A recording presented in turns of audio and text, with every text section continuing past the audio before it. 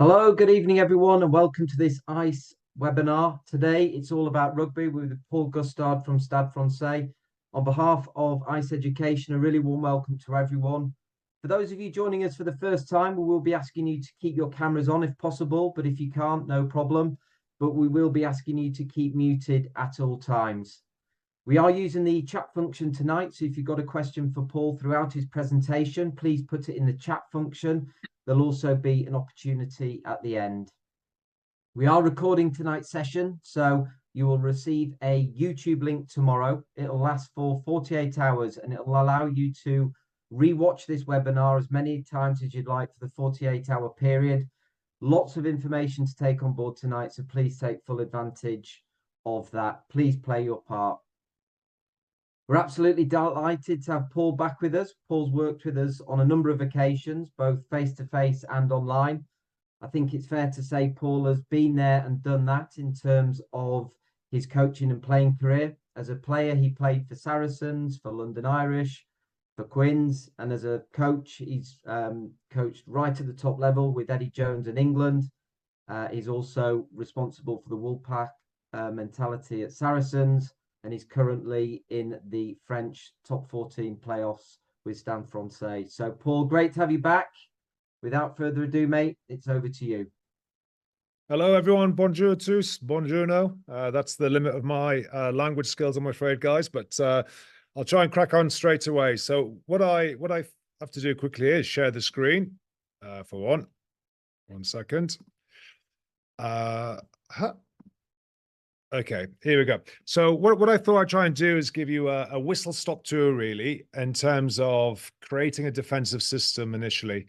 It's obviously a short period of time, really, to talk about too much, but I want to try and give you a flavor of how I think about defense, how I've come to the conclusions about how we create our defense system here at Stade Francais, before at Harlequin, Saracens in England, and then try and talk you through why we do the things that we do.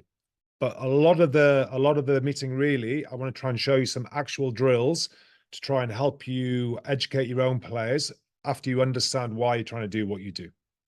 Okay, so that's kind of how I approached it, and hopefully here we'll crack on with a few people still joining in, and we'll have some fun.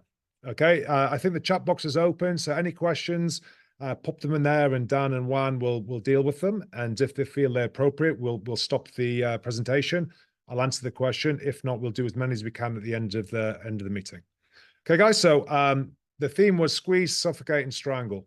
Again, it's going to hopefully broaden your horizon here a little bit in terms of how I think about defense and why I've come to this conclusion that this is the optimal way to defend at any level. Okay. First hiccup, we can't move the slide forward. Okay, 1 second. I've got a small problem here, Dan, that it's not moving forward.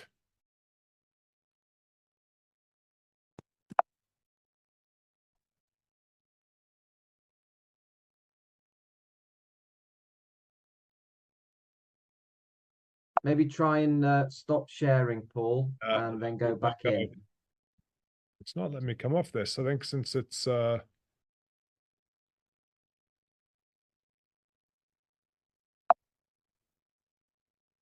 Okay. I can coach rugby, guys, but I'm not very good with this computer situation.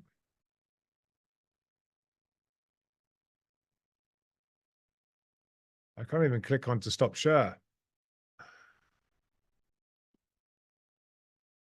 Can you escape to get off your screen? There we go. Try again, guys. Sorry about this.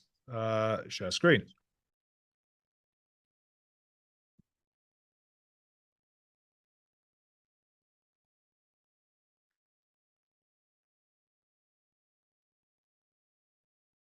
One more time. You wouldn't believe it, but we've just been trying this for 10 minutes before we started. We had no issue. Try one more. Okay, perfect. We're back in. Mini freeze, panic over. Okay then, guys. So what I'll try and talk you through initially is about how we create a defensive system, why we come to the conclusions that we do, and then try and understand what it is that we do and why it is that we do it. And probably I had a a moment of euphoria where I changed the way ordered my brain in terms of how I approach coaching. So before I always explain what we want to do, how we're going to do it, and then why. Now I've completely rephrased it, reprogrammed it, re-educate myself, and start with the why first for a few reasons, which I'll explain later. Talk about 2 or 3 key things in defense. Probably the biggest debate in defense. I think most teams now want to press, want to rush, want to have a blitz style defense. But the alignment and spacing and the spacing between the defenders is probably the one area where there's most room for change or discussion. And then the 2 non-negotiables in defense about staying square and watching the ball. I think they are 2 keys that we see in rugby league, and now it's been transferred, of course, into rugby union as well. A strong element of any defensive system that I've created has always been around line speed and being effective and brutal in the tackle.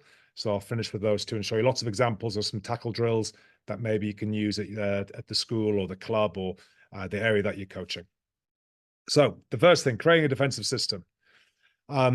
I guess as a person or as a group of coaches, the first thing is trying to understand exactly what it is that you want to achieve. So on one hand, you might want to get the ball back as quickly as possible. On the other hand, you might want to not concede a try. Both might lead to the same outcome, but the way that you configure your mind, the way that you go about your coaching are 2 completely contrasting attitudes to coaching. Second thing, once you've created the vision, the purpose, what it looks like to you in your mind, you need to scaffold down and then start creating some key sub-principles about how you want to coach your defense. And this really is the bedrock of what you do from your Monday, your Tuesday, your Wednesday, your Thursday, your Friday, or whichever days that you might have the opportunity to coach. But once you understand exactly the principles you want to coach, you'll find avenues in your training week to coach them. After that, everyone's system and everyone's circumstance is slightly different.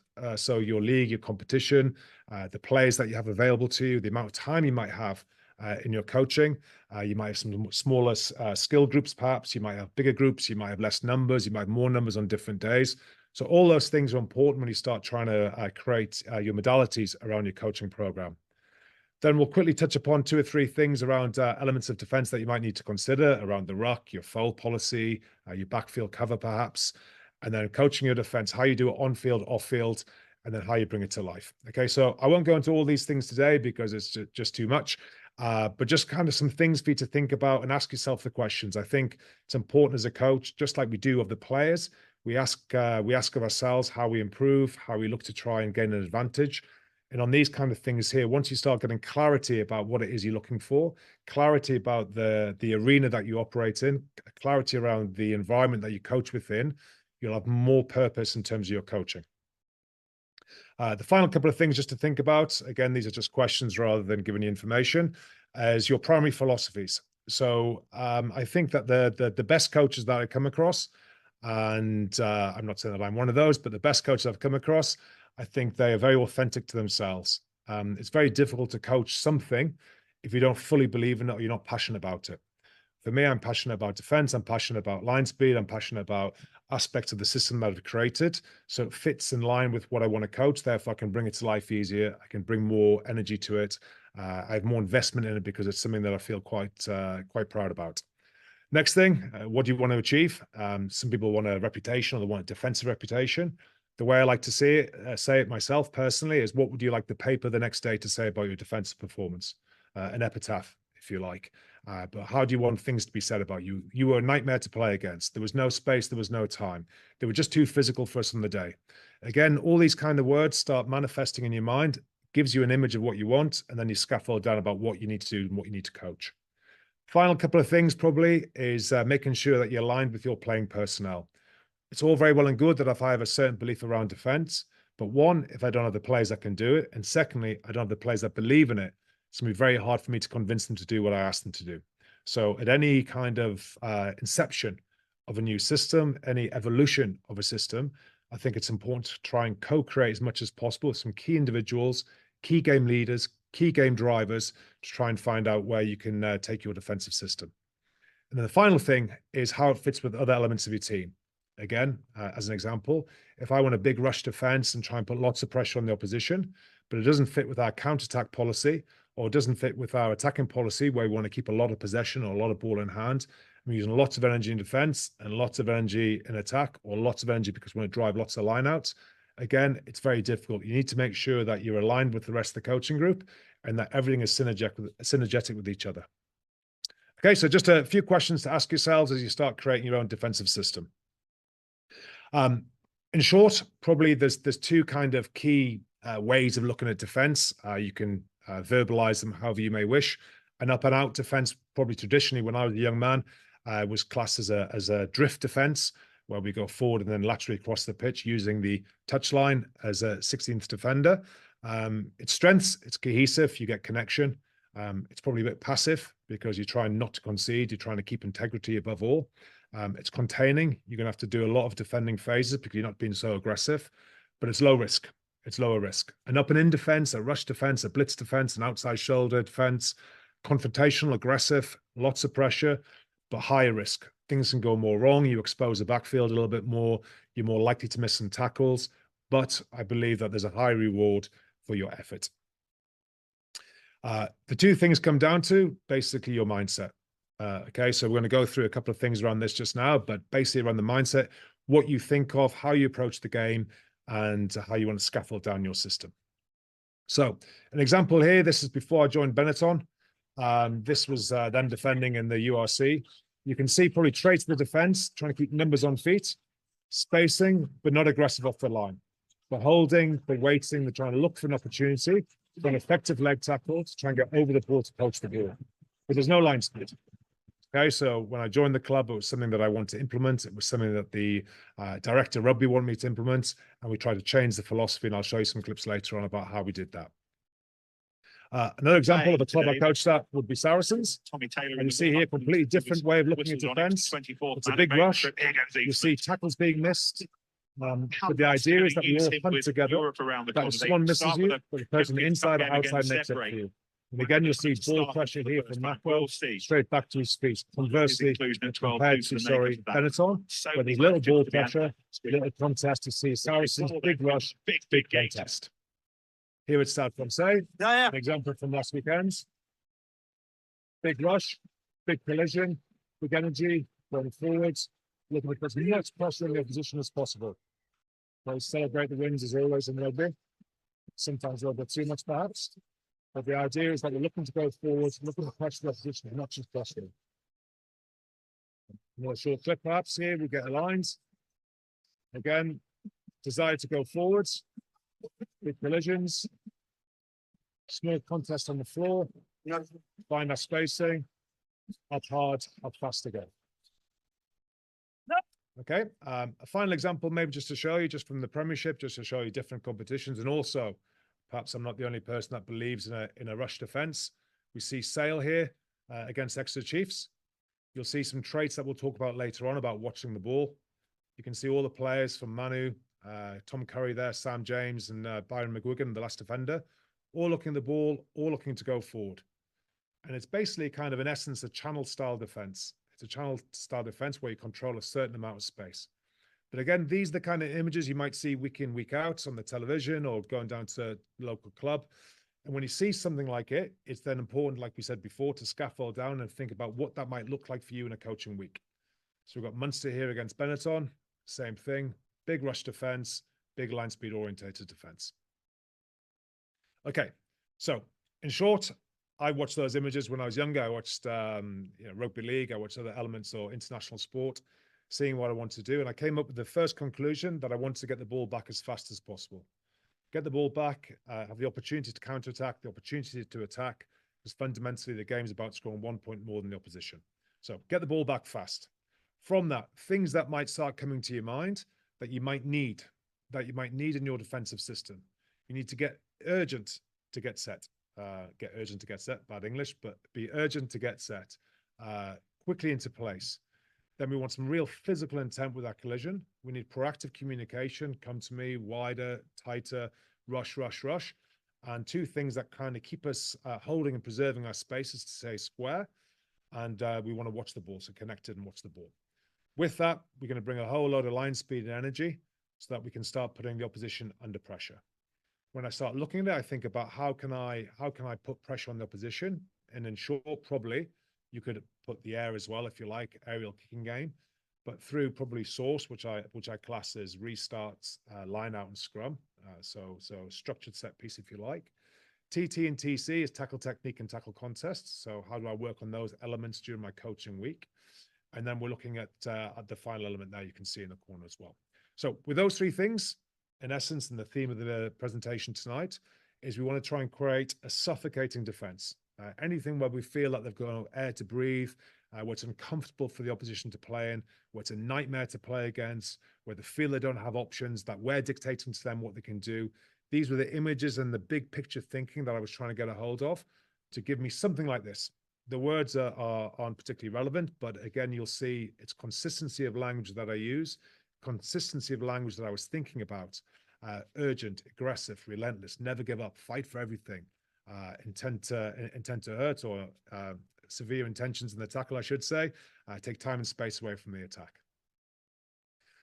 If I go back some time, my first coaching job in defense was at Saracens, and I started digging up some old stuff from probably almost 20 years ago now. And this is how I started. Very simple. We came up with this idea of the wolf pack. But this was initially the first system that I did. Very simple, very straightforward. I'm a firm believer that you keep it simple. The easier it is for a player to comprehend, the more interesting it is for a player to understand, the more likely they are to do it. With attack, you need creativity, you need decision-making. In defense, more largely than not, you want everyone to do the same thing at the same time, all the time, every time. If someone goes up and someone sits back, you're going to have a problem. If someone's too wide and the rest are too narrow, you're going to have a problem. So the consistency of your setup, the consistency of you advancing forward straight, the consistency of the tackle intent is what makes good defenses. And wherever you are in the system, you get your line, you get your spacing, you get off the line, you stay square, you get two in the tackle, you communicate, you keep your heads up, what do I need to do, where I need to go, is pretty much consistent round cycle. At Saracens, we call it the cycle of wolfness. I don't know why we did that, but that's what it was. And at the core of everything is we watch the ball. We watch the ball, which for some people is a new concept. Maybe for a lot of you guys already, being keen defense avid followers, is that you'll see a lot of sites nowadays watch the ball. It was something that I started as a player when I was at London Irish, and after that I took it to Saracens in my coaching journey. From there, another example.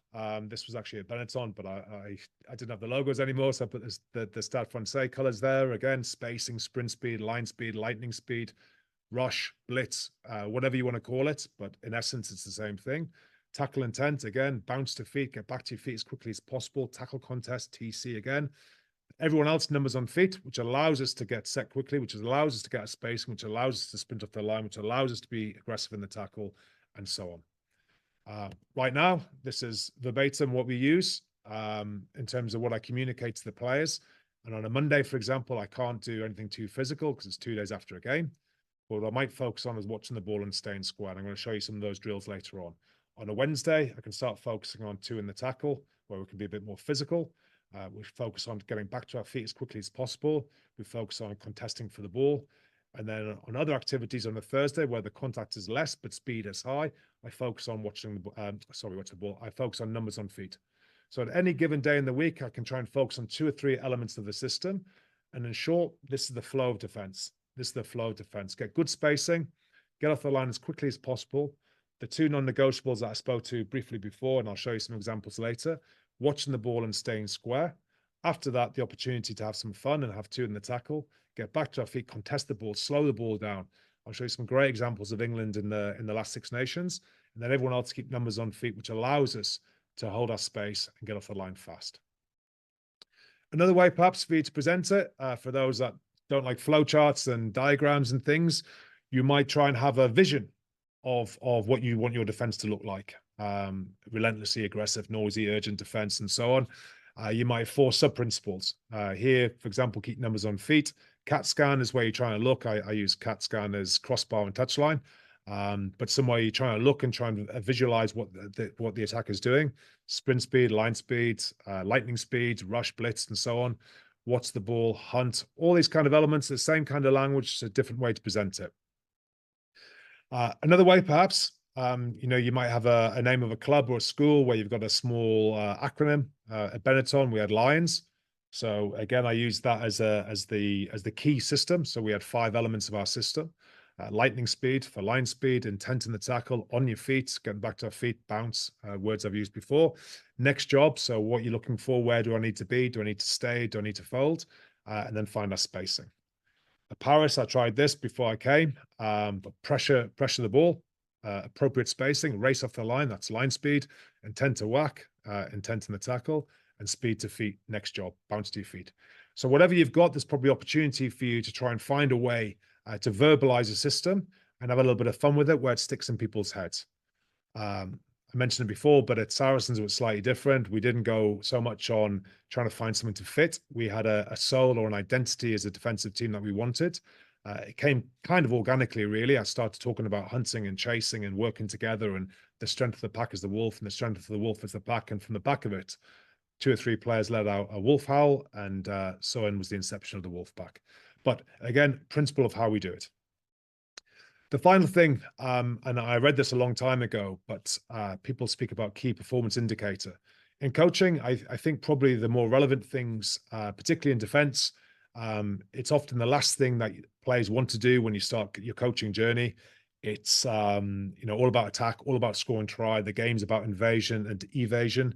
But I think for defense, you need to continually reinforce the 5 or 6 or 7 or 8 key principles that you want to coach. And to do that, you've got to try and keep them interested. So it's a salesman's job as well as a coaching job. You want to try and keep them improving because we can't all recruit. We can at a short window of time in the summer months, but other than that, we've got our own players for a 2-year contract, 3-year contract.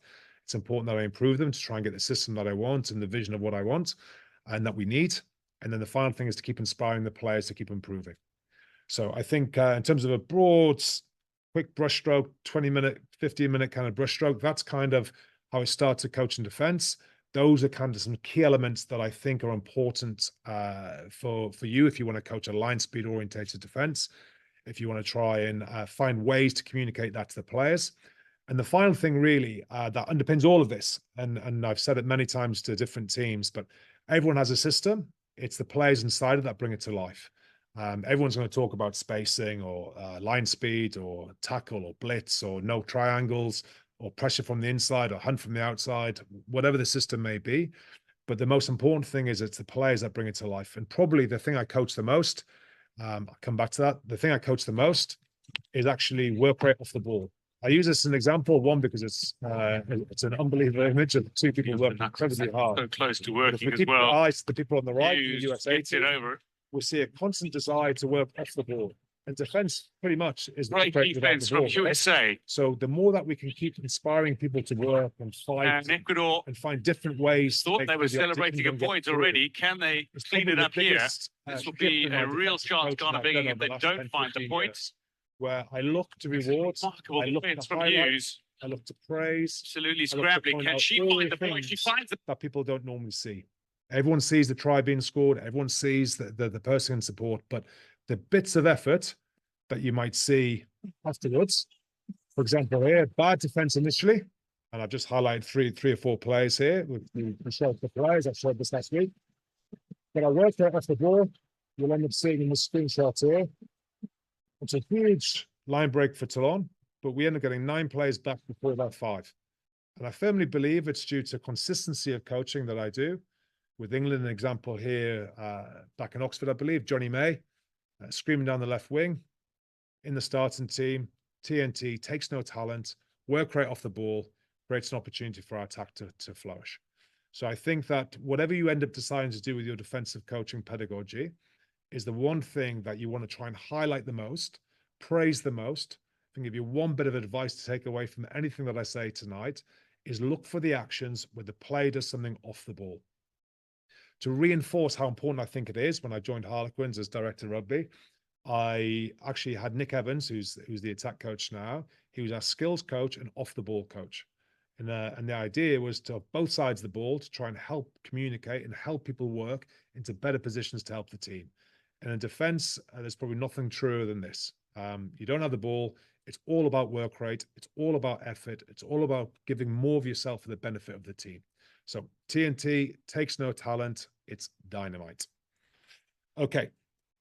The what and why of effective defense. The what and why of effective defense. So a while ago, I watched this thing on TED Talk by a guy called Simon Sinek, an unbelievable orator. If you ever take 20 minutes of your day to have a look, and it's called The Golden Circle of Success. And what he talks about is how people communicate and how people give their information. And generally, like I mentioned in the introduction, generally people start from the what. And the reason we do it is because it makes us feel comfortable. This is what we're going to do today. It's the most tangible, it's the most rational, it's the most logical. We do the what, how we're going to do it, and why we're doing it, why it's important, why it's the benefit of the team. So in essence, what you do, the process, specific actions, and the purpose.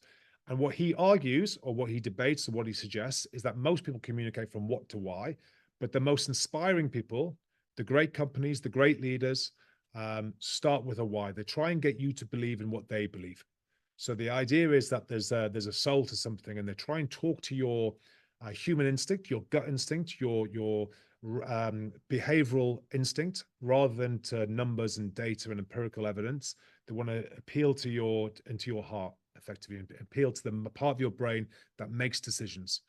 And he uses this example of the first attempt at, I suppose it was like the .com of the 1900s. Samuel Pierpont Langley and Orville and Wilbur Wright. You might remember Orville and Wilbur Wright. You probably won't remember Samuel Pierpont Langley. So these two guys, or these two groups of people, were in the race to try and see who would get the first man-powered flight. Pierpont Langley had all the favorable market conditions. He had money, he had education, he had the fame, he had New York Times following him everywhere. Orville and Wilbur had a bike shop in Ohio, and they used to use the proceeds of their bike shop to fund this vision of how they could change the course of mankind. Pierpont Langley wanted to be famous, wanted money. Orville Wilbur Wright and all the people that worked with him were all there for something different. They were there to try and change something. They were there for a greater cause, a bigger why, a bigger purpose. And then in December 17, 1903, Wilbur Wright, 12-second flight. So short story to it. Have a look on YouTube or something at the video. It's well worth a watch. It highlights 3 or 4 different examples.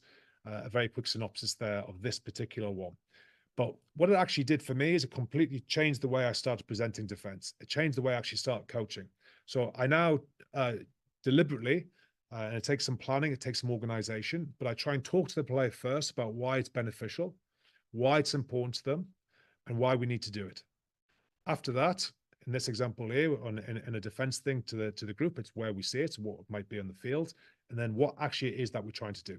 So, for example, I've just picked 3 elements of the system that we spoke about before. For spacing, why? Why do we want spacing? Why is it going to be important to us? Why is it going to be beneficial to us? And generally, I would ask a group and ask them to try and contribute to the information, but we could be here for some time, a few days if we do that. So I just try and suggest to you 2 or 3 things that the players came up with, that I came up with, to give you an idea. And again, what you're probably seeing here on the screen is a consistency of language that starts underpinning the defense system that we want. So it allows us to sprint off the line nice and square, allows us to feel confident and dominant. So it's a feeling, it's an emotion. Where do we see it? From scrum, from line out, after tackle, after contact, and actually fundamentally, what is it? If we were to define spacing on the field, actually, what is it? So an example of spacing, the same with line speed. Everyone says it, but why? Why? Again, it allows us to feel confident, dominant, creates pressure, nightmare, turnovers, counterattack, kick return, etc., etc. And I found this a real shift in terms of how I present to the players. I found a real shift in terms of how I engage with them, and a real shift in terms of personal relationships with players and the leadership group, because we started getting on board with the same belief concepts about what it is that I was trying to achieve. Rather than just presenting a defense system of 6 or 7 things or 8 things, we started talking about key elements. What does it look like? We want to be aggressive. We want to get the ball back fast. Okay, what do we think we need? Scaffold down. Okay, why? And once we started doing that, I felt that we got a greater connection with the groups that I've coached. The final one, because we're going to talk about tackling shortly. Again, tackle intent, why, where, what. Again, feeling, strength, dominant, aggressive, assertive, opportunity to create turnovers. Where do we see it, etc., etc. Hopefully, just gives you a little snapshot about potentially a way of reframing the same information and readjusting it when you start presenting to people, when you start presenting to your players, when you're trying to engage a leadership group around your defensive system. So moving on the tackle, just to try and give you a quick snapshot here, I want to talk a little bit more about tackle effectiveness later on and show you some drills. But in short, there's probably two main ways of tackling, and choke actually is probably the one that's drifting out the game a little bit. There's still 2 or 3 teams that you'll see, particularly in the top 14, that will look for a choke focus or a hold up focus where they try and log the ball, keep people on the feet. The benefit is that it allows a turnover for a scrum, prevents the offload because there's no opportunity for some of the Fijian boys that we find in our league being able to offload, but it does allow opposition momentum. And it doesn't give us any opportunity to contest on the floor. So if you've got an unbelievable jackler, for example, or 2 or 3 players that are great over the ball, a poacher, someone that's very good at contesting on the floor, then maybe this isn't the system for you to have a choke focus. Conversely, if you've got some great jacklers and some smaller guys that are great getting over the ball and very fast, then maybe you want to focus more on legs and focus more on targeting lower and creating contest opportunity. The downside, it creates offload attack. It creates opportunity for people to manipulate momentum. And what we see probably more often now in modern rugby over the last kind of 10, 15 years or so is a kind of 2-man focus that people talk about. You'll often hear 2 in the tackle. I believe that it's an outcome rather than a system process. For me, by staying square and watch the ball, you'll get 2 in the tackle. And in fact, if you don't get 2 in the tackle, there's something that's gone wrong in your system. So it's actually an outcome rather than a desire, because what I don't want in defense personally is I don't want people jamming in if they're not required to make the tackle. I actually rather have numbers on feet. So unless they bridge the gap between 2 defenders, I don't want this defender coming in. Anyway, side note, 2-man focus. Again, you need to consider your spacing principles. If you're very wide and you want a wider spacing, I'm going to talk about spacing shortly, of course. If you want a wider spacing, it's very hard for people to come in and join in the tackle. In the tackle itself, generally it's 1 low, 1 high. It does remove the ability to control the gain line. It does allow you to dominate collision, but there is downsides like everything. It does reduce your number in the defensive line. And if you consider the actual consequence of having 2 in the tackle and 2 on the floor, either side of the ruck, you have 1 or 2 defenders quite close. That's 6 of your defenders out of the game by 1 pass. On top of that, if you have 2 in the backfield, that's 8 defenders that are out your game in the defensive line. So the more that you consider the parameters of the league that you play in, the opposition that you continue to play against, the level of your players, the caliber of your players, the skill set of your players, might lend yourself to 1 or 2 of these kind of systems. An example here, just some examples from the top 14. So Joe Marchant there, low focus.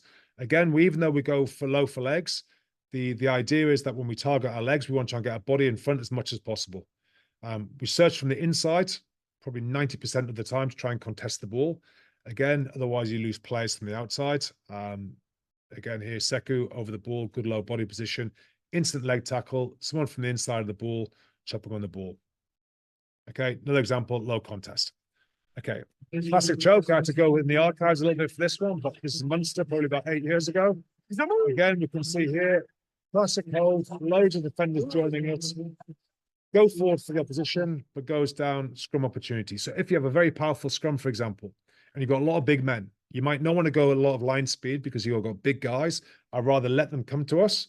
We're going to try and control space and keep our integrity together, but we want to try and gang tackle them and choke them.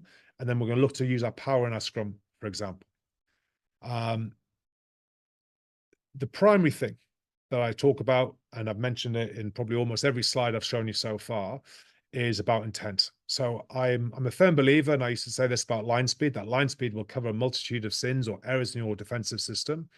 If you have severe tackle intent, and by that I mean there's an intention to knock somebody back, however you wish to verbalize it, find the monster, look to send them back 5 yards, drive them back, work with your legs, whatever the language is that you use. We use intention, and again I'll show you some images of that later on. But the idea is that we want to try and encourage that as much as possible. Now, this is something that you have to coach. You have to coach. Just like I mentioned about TNT, you have to coach it. Sometimes you find some players that have a innate desire to want to be physical, just like you have players that have got something to offer in their attack. Okay, but you've got to try and find ways to coach it, reward it, highlight it, point it out. And we've changed the behavior of some of our players. They haven't necessarily got the best tackle technique in the world, but their mindset is to be aggressive. Their mindset is to have intent. The mindset is to try and drive somebody back in the collision. Ben Tamafuna, 150 kilos, getting knocked back. Probably never happened again. Or never happened before, probably never happened again. Dakawaku plays in Montpellier, knock back.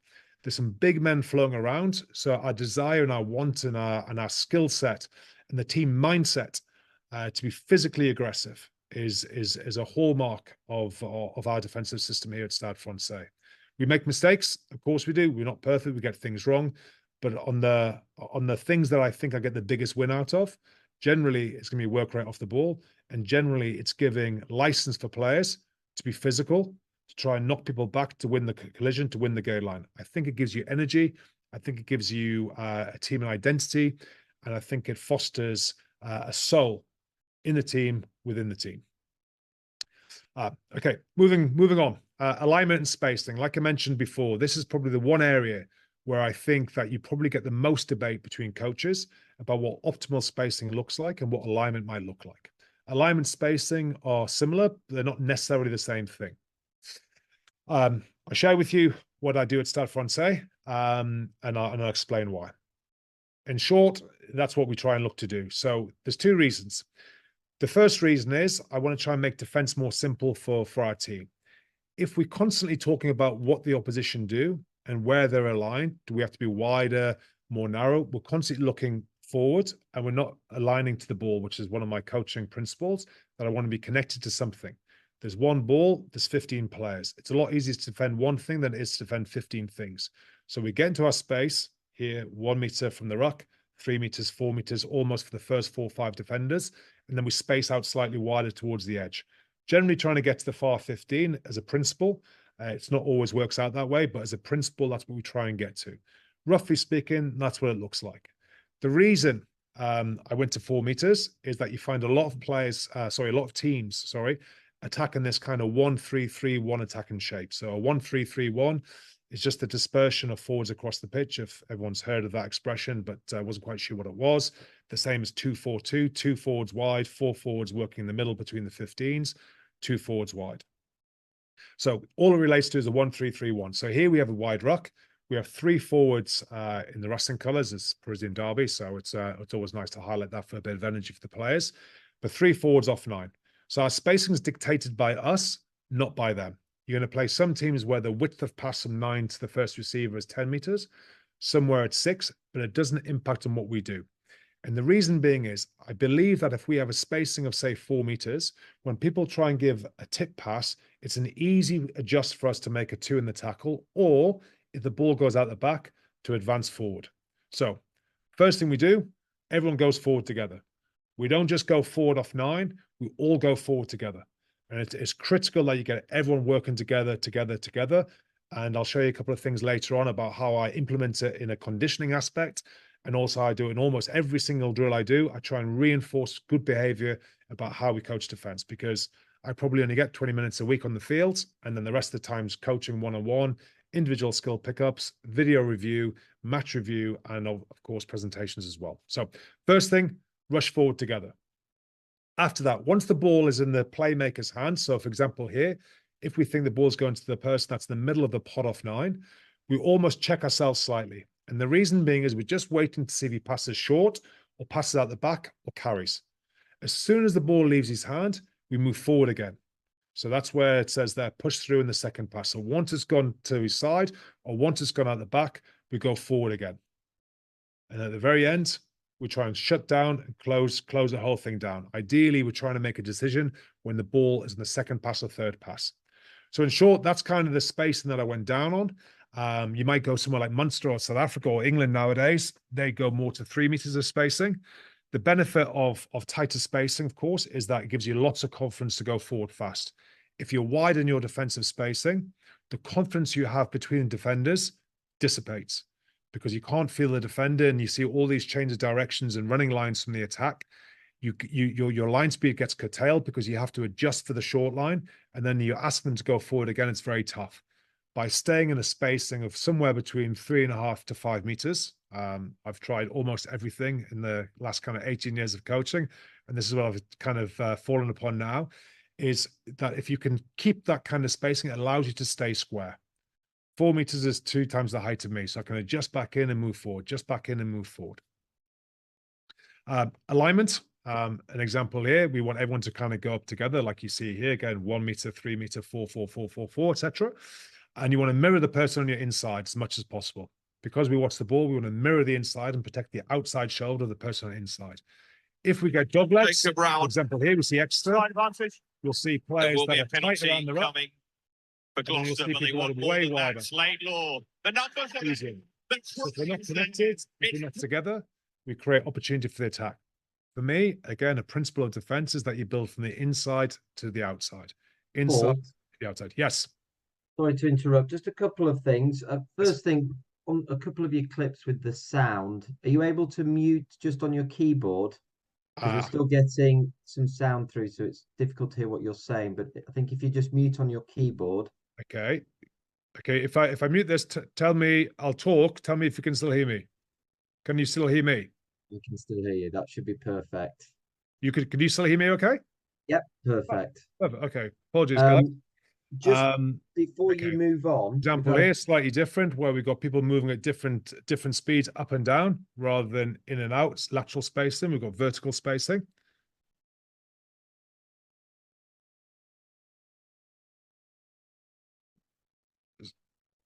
Okay. I think we have a problem with the sound there, because if I turn the sound off here, you're not going to hear me. I'll keep trying to work it out, guys, as we move along. There we see the space is slightly different.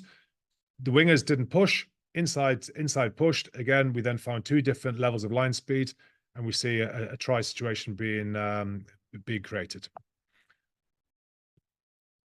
Okay, an example of Stade Francais before I joined. Hopefully the sound's not too loud. I'll try and let the clip play, and then I'll talk afterwards just to try and show an example. But I have annotated the clip, and you'll see here where the group doesn't all go together. This is what I came to. This was some of the problems that I saw before I joined the club. And again, we see a mixture of line speed, a mixture of connection.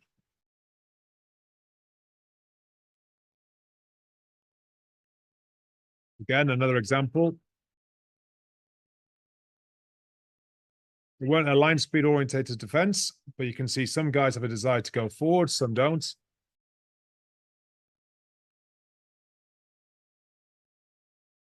Again, poor work rate off the ball. One guy going forwards, one guy sitting back. Opportunity for attack. So very key that as a principle with your defense, that you want everyone to do the same thing at the same time, all the time, every time. Everyone to go forward together. If it's rush or if it's control, it doesn't matter, whatever you choose to do. But as long as you all do it together and that you're all connected, you have more chance of being successful. Just to kind of show you another way of illustrating it, perhaps, not necessarily the traffic light system, but in essence, it's the same thing. This is kind of the conclusion of watching hours and hours and hours and years and years and years of rugby, is that largely speaking around the 15-meter line in rugby, you're going to end up with either 2 or 3 defenders in the 15, 2 in the backfield, 1 in the tackle perhaps, and this is what your defensive line might look like. In attack, you've generally got ball carrier +2 at the pro level, maybe ball carrier +3 at the most, plus the 9, and that's what they might have left. So largely speaking, this is what you're always defending with. Same way, go, rush, go, whatever you want to call it. Same idea, same principle, and this is what a flow of defense looks like. The first pass generally is taken by the first 4 defenders. As the ball comes out the back, the next 2 or 3 are taking care of that. As the ball moves towards the edge, the last 2 or 3 guys are looking at that. Overall principle, to force the ball back in, Try and make the big guys make the tackle in the middle of the field. Just to show you, I'm not making this all up. For example, an example here from Japan, same thing. First pass, first 4 guys. Next guy's on second pass, third guy's on the edge. Another example, first pass, second pass, guys on the edge. So the numbers that you have, you'll see are always around 8 or 9 when you've got teams stuck around the 15. Here you've got 3 guys, like I mentioned, on the short side. You've got 2 close to the ruck, 1 slightly sat off. You've got a fullback sat off just slightly on the open side, and you've got a winger, I think it is, near the first post. Okay, if the field is slightly further in, for me, the principle is still the same. Here, attack might have 1 or 2 more attackers on the short side. First pass might be the first 3 defenders now because you're now playing off 10. Second pass is off the next guys, edge guys. Same principle. We all go forward together. We all check on the second pass. We all move forward again in the third pass. Example in real time. First pass, second pass, third pass. So I try and talk about this about being a flow in defense. So when I'm actually looking at it and analyzing it, I'm trying to feel what's happening with the attack and trying to look at how I break down defense. So what I end up doing is, if we say that's a first pass play, then I micro skill first pass plays with the players that are most relevant to defending that. So for example, it might be your tight five forwards. I would try and micro skill and rep, particularly in pre-season, a lot of different images of a lot of different style of attacks, maybe a runner coming in short and a player at the back, 3 going to line with a tip, ball carrier going in, an inside ball, or ball going out the back to 10, where the last defender has to double defend. Again, an example here, a great example to show you in real time. I don't think there's any noise, but I'll just check. This is South African full flow against the British and Irish Lions. 3 defenders. First pass, they're playing off 10. That's a 25-meter ruck. First pass, they check, they wait, they watch the ball. Ball goes out the back. They move forward again. So you saw a small hold in their line speed. Third pass goes. Peter Steff moves, and the wing moves with him as well. I think it's Colby, if I'm mistaken. I'll show you another view just now. So we can see everyone watching the ball. Ball gets passed on second pass. They go forward again. Check. Now we move forward again. And we see that the connection from Colby to the outside is set superb. On the wing in New Zealand in 2017. And if we actually saw it, there was probably a 3-man overlap to the British and Irish Lions, but with the line speed, with the connection, with keeping their spacing consistent through the inside, they were able to shut down the play and create an opportunity for a tackle contest. Okay, so I mentioned at the very beginning that there's 2 things that I coach above all, aside from my TNT and tackle intent, in terms of actual system.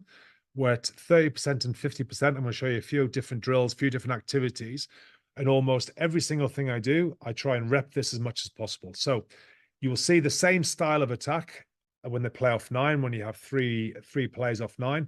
They generally hit the middle guy. He has an option to play to the outside. 5% of the time they pass the ball on the inside, but tip to the outside or pass out the back. But the opportunity for the guy in the middle to play this guy or out the back is the same when they go from 10, someone short, someone out the back. You see all these plays now, particularly after driving mauls, particularly from scrum plays, where they send 2 players to the line, you've got a tip option or one out the back. So almost everything I do is based around double defending. So again, this is what I came to the club before I joined. I was still waiting for my visa, thanks to Brexit, and they didn't have the ability to watch the ball.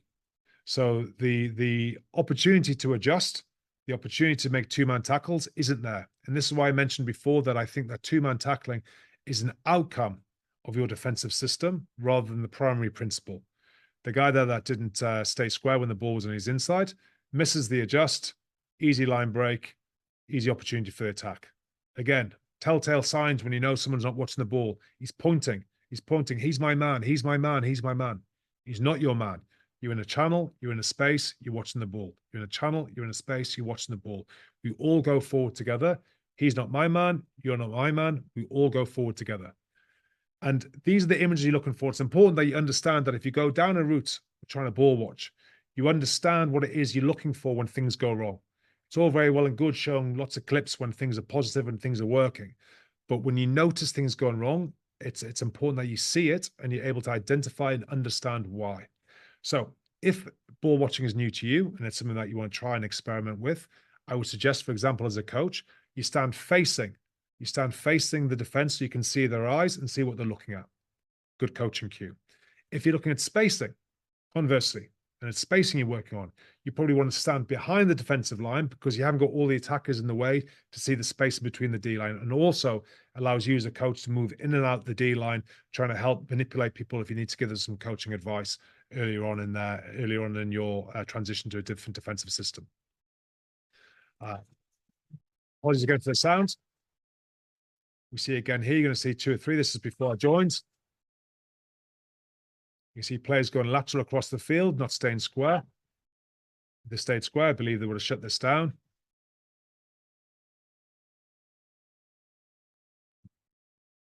Again, kick chase.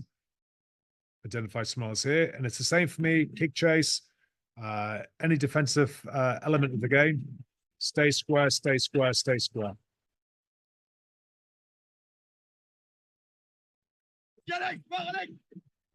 Again, same images that we saw before, but now we see they go lateral as well. Rather than staying square, stay square, stay square. Lazy on the inside. Line break. Okay, so hopefully it gives you some images of what you might see, and you know things are going wrong. So the full language I use is stay square when the ball is on your inside. When the ball gets past your outside, you go up and across. So the next thing is to stay high on the inside. So stay square when the ball's on the inside. When the ball gets past, stay high on their inside. So it keeps this idea of constant pressure, constant going forward all the time. So if we think about now, like I mentioned at the very beginning, we have an image of what our defense looks like. We have this grand vision. We try and scaffold down to key things that I want. I've deduced that I want to be able to stay square and watch the ball. So pre-season, almost one of the first things I did when I came to Stade Francais was something like this. So what we're looking at is 2 grids of 3 people. On the right-hand side, near the right-hand post, is Morgan Power. You can see he's opposite one player, but he's staying in line with the person to his left. Very simple kind of mirror drill. And the idea is that we're using our peripheral vision to stay connected to the person on our inside. So this is all about keeping our body, our chest facing forward. So the constantness of our movement, mirroring and feeling what's happening to our side, because remember, our vision is actually going to be on the ball and not on the man to the left and the right. I want them to be connected to the ball as much as possible. So this is trying to stay square. I tried this, just a different idea, but another way of trying to coach it. You've now got 2 guys in the corner, so it's like the same grid. The guy in the blue coat and a guy in the dark blue. There's one person opposite him. He's actually the person mirroring those 2. Everyone else is trying to be connected to the guy on the inside. So the idea, we're all mirroring, we're all copying. You can see this is probably our 3rd, 4th day, pretty average. Guys not quite connected, not quite with each other. And at some point, we then move forward. Again, another example, you can see different players trying to look, trying to stay connected, trying to copy the guy on the inside. But as much as possible, our chest, everything is facing forward, facing forward. So trying to really reinforce this idea of staying square, staying square, staying square. After that, you might move into something again. These are lots of 30% drills, 50% drills, which allows great coaching opportunity, but also allows the players to try and develop some good skill fundamentals about what they want to try and develop and what they have to understand to be able to deliver what it is that you need. So here, again, we go forward nice and square. We keep our body facing the opposition. We stay square whilst the ball's on our inside. So the guy on the outside, he stays square. He waits, then he moves. Again, important, square, square, square. So you might use the language defend the ball, defend the ball, defend the ball. I use watch the ball, but defend the ball, same principle. Stay square when the ball's on the inside. Stay square when the ball's on the inside. Again, square, moves off. Square, moves off. So slightly faster. Here you've got that kind of tip shape I spoke about. 2 guys. There's an option of the tip ball out the back now. But again, staying square, watch the ball. Staying square, watch the ball. So once you start having the idea of the system that you want and you scaffold down, you've then got to find ways to coach what it is that you want to have done. So I identified my 8 areas. I look for activities that will give me line speed. I look for activities that will give me intent in the tackle. I look for activities that will help me develop staying square and watching the ball. And I have activities that will help me working on everyone working together. Another example, more numbers now. We've got 3v4. We've got an overload and attack, but the idea again, square, square, square, square. Don't turn your hips towards the touchline. Keep ourselves nice and square. Guy on the outside only moves when the ball gets passed. All we're looking to try and do is have the attack have 1 more pass, 2 more passes, which gives us an opportunity, 1, for more help in our defensive line, and secondly, increases the possibility of error in terms of the attack. So the more times they're going to pass the ball, passing at pace requires accuracy, requires a ball going in front, not getting stopped or checked. Otherwise, it arrests momentum. So each pass that goes on, there's another opportunity for us to try and create a turnover. Different example, again, slow percent, 4v6. Again, stay square, mirroring the person on the inside. Stay square, mirror the person on the inside. And it's the consistency of language that we look for. It's a consistency of behavior that I'm looking for. And on here, I was particularly focusing on staying square, so spacing, like I mentioned before, stood behind the defensive line, trying to make sure that I can see and communicate to the players what it is that I'm looking for. And we've got here, we'll see an error, and we get a line break. So the guy that was third defender shifted off too early, and we got ourselves a line break because he didn't stay square. Now we've got more attackers. We've got 4, but at a slightly faster pace. We've got 2 guys out the back now. But again, it's the same principle. Somebody somewhere in rugby in the defensive line has to double defend, or you might have 2 times where 2 defenders are going to have to double defend. So the more repetition you have, the more time they get exposed to different scenarios, more numbers. But fundamentally, it's the same drill that you're coaching all the time. You just put a different dress on it, a different hat on it, but it's the same thing I'm coaching. Stay square, watch the ball. Stay square, watch the ball. And somebody is double defending. Somebody is double defending. Again, another example. Same thing here. We've got 3 defenders. Got to hold our space, make a decision on the edge. If you remember all those images I showed you about first pass, second pass, third guy, make a read, that's what's basically happened here. Can't get to him, holds his space, stays square, moves across together, waits for his inside. If he feels he can make the step in, he's got license to do so, because that's the defensive system that we want. Okay, so moving on, last couple of things to try and talk through, and then obviously host some questions. Line speed. Obviously, most of could I ask a couple of questions for you, just in the chat? Both, well, one was on alignment, one was on spacing. Would you ever change that depending on the opponent? And would you ever change your alignment based on how the opposition is set up in attack? In short, no. If I wasn't clear about that, sorry. What I'm looking for, like I said, is the spacing is consistent. I want to take decision making away. I want us to be focusing on ourselves, that we get our spacing set. So I'm no longer having to look up. I'm actually looking to my inside to see my spacing on my inside. That's the only thing I need to do. I'll have a quick look just to get a feel about what's going on. A good cue, again, if you want a ball watch, just have your inside foot up. It keeps you nice and square facing the opposition. But fundamentally, I don't change based on the opposition. I might have an emphasis in the week around our spacing and our fold to create the fold for 2 guys to fold in, but my spacing remains the same. That again allows consistency, allows consistent patterns of behavior, allows muscle memory, allows all the things that we look for. And if you take examples from, leading organizations in the world like the military, about the consistency of repetition, the consistency of drilling, it allows you to do that.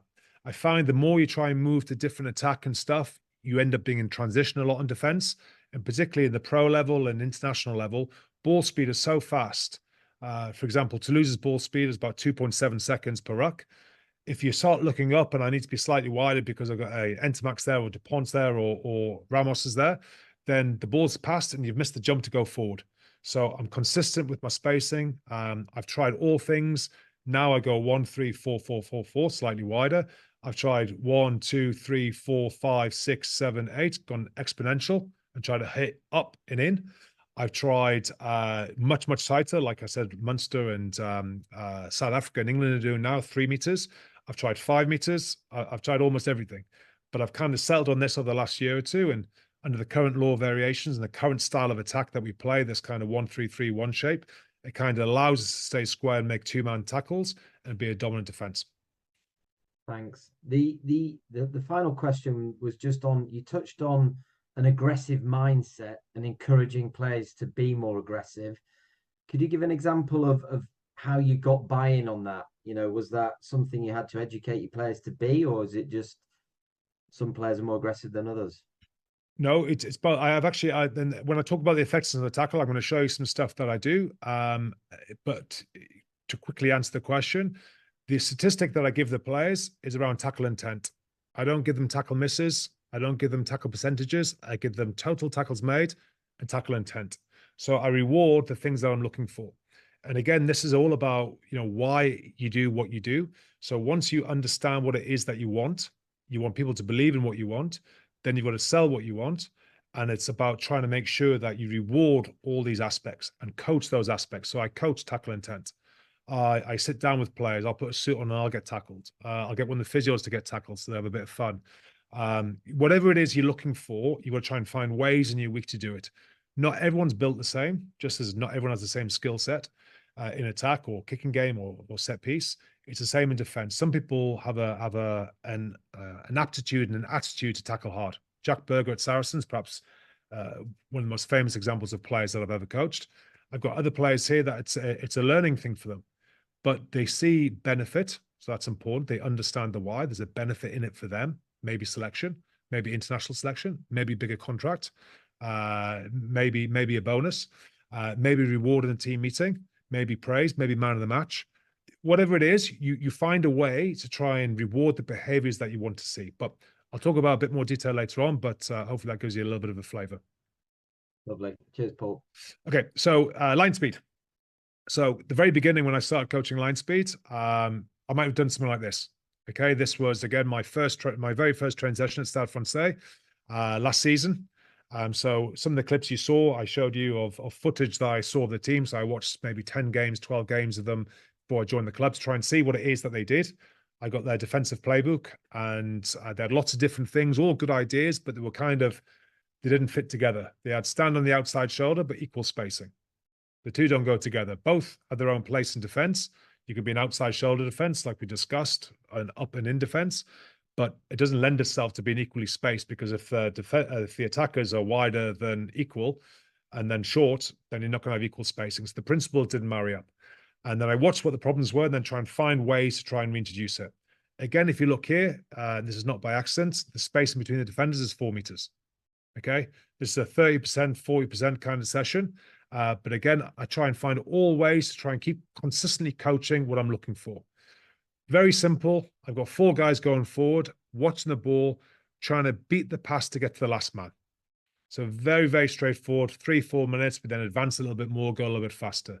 But it was very unusual for the players to stay square, to hold space, and then move towards the ball, as opposed to just coming in on the man straight away. So again, you see everyone's trying to preserve their space, stay nice and square, going forward straight and watching the ball. And by no means is this perfect, but this was the very first thing I did to them when I arrived in Paris.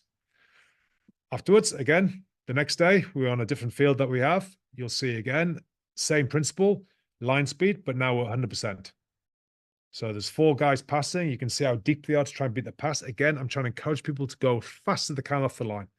In reality, in the game, they're never going to move that fast. Okay, but the principle, if I can try and coach it and change behavior and change mindset, is what I was looking to do. So we've got 2 different teams here, 6 defenders. Again, you'll see the spacing, 4 meters, 4 meters, 4 meters, 4 meters. Again, trying to install some of the principles that I want in our defensive system. Again, very simple, pass, pass, pass. You see the guy here didn't stay square. Therefore, show and go beats him. Okay. One of the key areas of line speed we see a lot. And again, as I said, try and find different ways to coach it and different elements where we need the line speed. Here we've got 3 forwards off 9. So in effect, I've just taken 1 guy and I've got 1 defender. So we'll see here, he realigns into position, forward, trying to get his body in front. So again, we want big collision, we want tackle intent, realign, try and get your body in front. And it's not just touching them and tapping them. We're going to try and really make sure we try and fight to get our body in front, because these are our big guys against big guys. So we need them as much as possible to get used to training behavior. If I only talk about on a Saturday about tackle intent, if I only talk about line speed on a Saturday, then that's all all I can ever expect of them is to fail. If I consistently coach it, consistently talk about it, consistently give them opportunity to show it and practice it, then I'm going to get more buy-in, more consistency of behavior, more performance in the week, and more performance on the Saturday. So that was off 9. I showed you a couple of drills before where you've got these 2 guys double defending. Again, one of the key things in defense, if you rush forward and D, a tackle's made, you have to work back to get set in your defensive line. So again, if that's what happens in my defensive system, I need to start training them and conditioning them. Very easy to stand in the same position as 2 defenders and just defend against 2 guys or 3 guys. But the movement and the transition in defense is what we have in rugby union that you don't get in rugby league, where staying square is a common thing in defense. So I want to try and make sure the players are used to doing an activity. Sometimes I might make them do a tackle or a roll or a wrestle, and then go into something where they have to try and make a decision on a defensive thing. I might do it from a 2v2 maul, in coordination with the line-out coach, and then go into something where we have to do this. But again, same principle, realign, line speed, 2v3. Here, slightly different, we fold, same thing. Again, look at our spacing, 1 meter, 3 meter, 4 meter, 4 meter, 4 meter. Same thing. Find ways to educate your players on the system that you want to produce. Here we're off 10. I've got 5 defenders,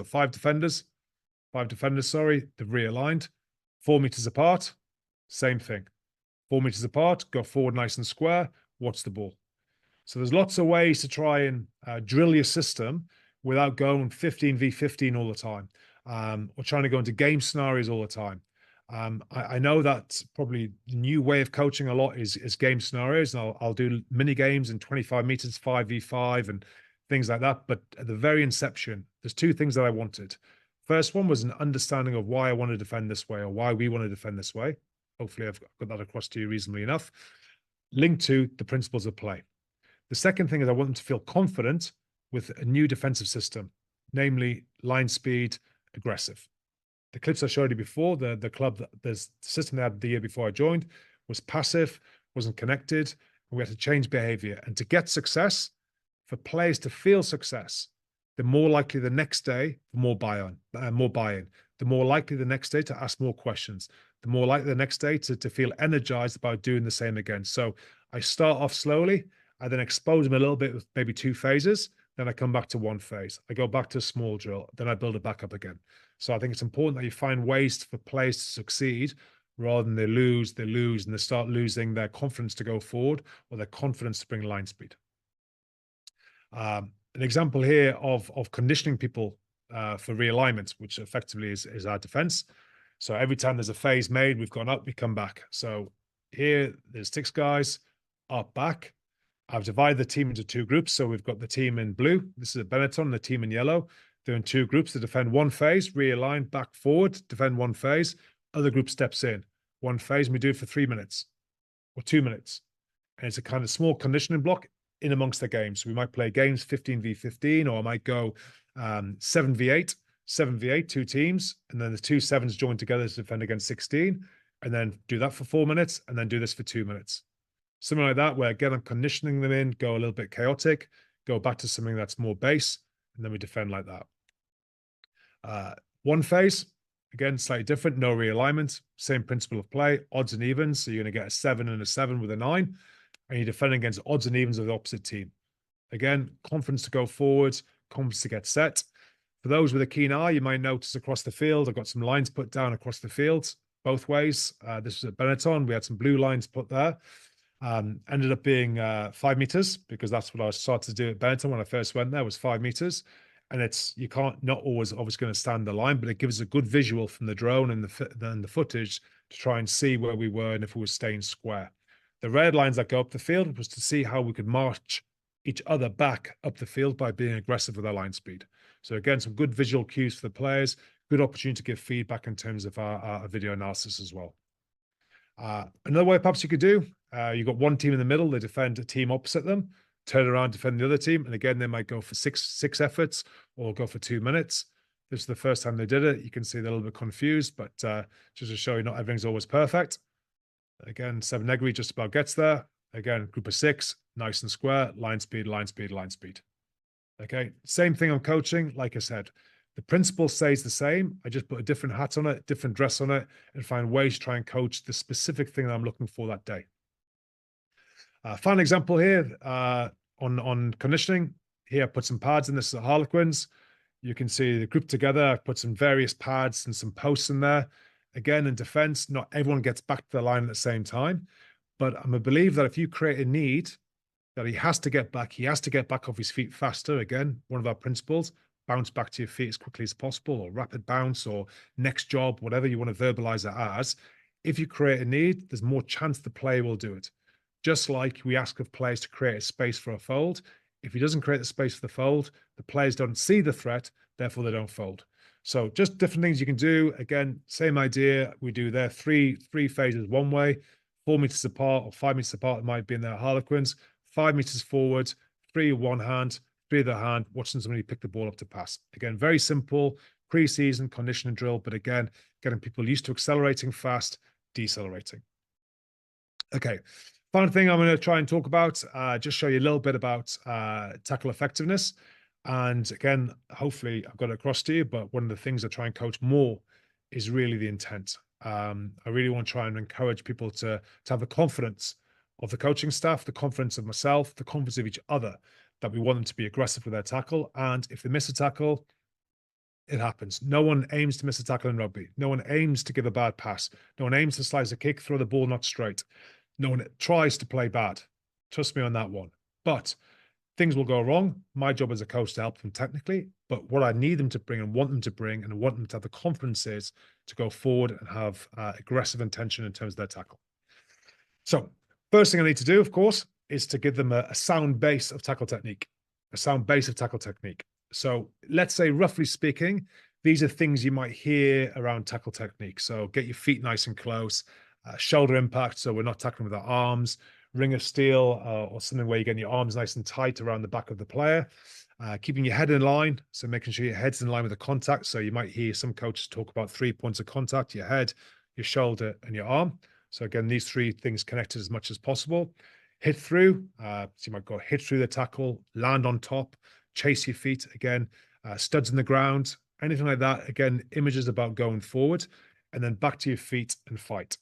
Now, with all that, again, it's a sequence of events, and for Anglo-Saxon coaches, it's probably a natural way for us to try and break down tackle technique and coach. What I found probably that gives me the biggest bang for my buck is talk about outside knee.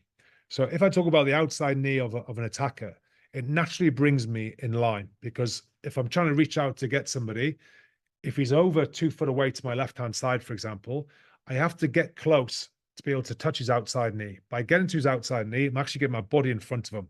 So therefore, I'm going to get shoulder impact. By getting shoulder impact, I keep my head towards a point of tackle because I'm going to the direction. I'm going to get a lot of those things on the left-hand side that you see there by just having one focus outside knee. One focus outside knee. And I'll do lots of little drills around a low-intensity tackle technique with the arms and squeeze and pull. But my primary thing I talk to them about is outside knee, work with your legs, chase your feet, finish on top, that kind of language, hit hard, etc., etc., etc. So, a little example here.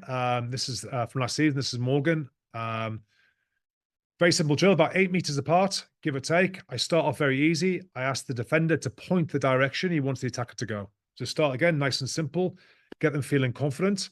He's pointing here which direction he wants them to go. And again, you're looking for the kind of coaching things we just spoke about.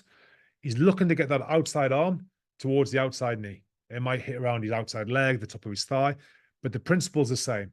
Once we started focusing on that one thing, almost all the other things that you speak about drops into place.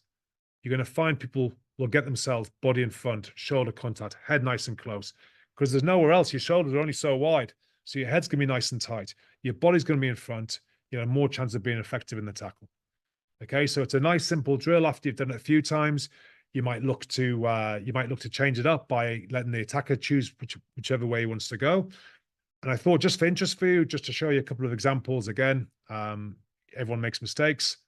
You can see here the big Fijian boy here. He's about 6'10", so he's got a problem getting low, but he's he's too far away from the tackle. Again, head's not in line. You can see the inside leg next to the tackle. Therefore, it's no shoulder impact, and he's not reaching the outside knee. So anytime they're not in the outside knee, you can see that nothing's connected the way it would be. First 5 or 6 examples, you see we're perfect. You'll see here mature, perfect technique, but then stops. So it didn't work with his legs. Everything else is nice. He's in a great position to make an effective tackle, but didn't work with his legs. And again, if it's important to me in terms of a coach, in terms of the system that I want, then I have to be consistent and insistent on the standard that I'm looking for in every single drill that I do, be it tackle technique, be it line speed, be it folding, be it watching the ball, be it staying square. Whatever it is that I'm looking to do, I need to make sure that I consistently reinforce good behavior and consistently point out at the appropriate time when things aren't what I'm looking for. Obviously, I don't stop training all the time, but I will point out things that's not what I'm looking for. That's not going to help us. Why is it not going to help us? What's the potential problem from this? How do we fix it? So another example, same concept. Again, principle's the same. I've got a little triangle here. One play going forward, outside knee focus, and trying to drive towards a cone either side. So again, the idea, this is at 30%, but again, the idea is that we're trying to go through somebody. So we asked before, Dan asked before about, how do we start coaching it? It comes through behavior. It comes through consistency of coaching, comes through consistency of the activities that we do, that I don't just allow it just to stop. I'm looking for the next action after impact, in this case, leg drive. Here's an example, which the boys absolutely loved. On the right-hand side here, again, very fast, so it's fine. They don't have a chance to think about it. But the whole focus was outside knee, outside knee, outside knee. Again, he's got a chance here to decide which way he wants to go. One to the left, one to the right, one to the left, one to the right. So it happens very fast. If you think about what we spoke about in terms of our defense system, after the tackle, bounce to feet. You've got no choice here but to bounce to your feet, otherwise someone's going to land on top of you. So again, through practice, through the drill, we're actually creating a subliminal need for people to get back to their feet to get out of the way.